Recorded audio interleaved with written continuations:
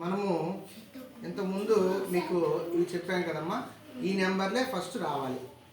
ఇవి ముందు మనకి చూడండి ఒకసారి.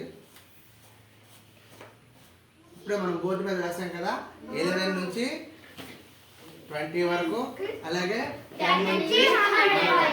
సో ఇప్పుడు మనం ఆ నెంబర్స్ ఇందులో ఉన్నాయి, వీటి స్పెల్లింగ్లతో కలిపి మనం నేర్చుకోవచ్చు. అయితే 1 నుంచి మీకు 10 వరకు ఎలాగో వచ్చు కాబట్టి 11 నుంచి స్టార్ట్ చేద్దాం. ఓకేనా? ఇక్కడ నుంచి మీకు కనిపిస్తున్నాయి కదా. మా లిక్షిత ఈ స్పెల్లింగ్ చెప్పమ్మా.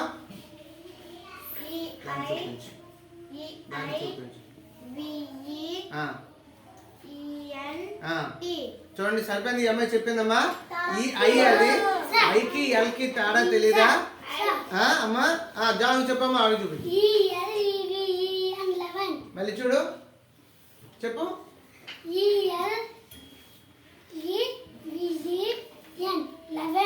11 కాదు, 11. ఈతో స్టార్ట్ అయింది కాబట్టి ఈతోనే చెప్పాలి. 11, ELEVEN, 11. అమ్మ, ఎల్కి ఐకి తేడా తెలీదమ్మా. మరి ఎల్ దగ్గర ఐ చెప్తున్నారు, ఈ అమ్మాయి ఐ దగ్గర ఎల్ చెప్తుంది. ఆఫ్ చేసి నెక్స్ట్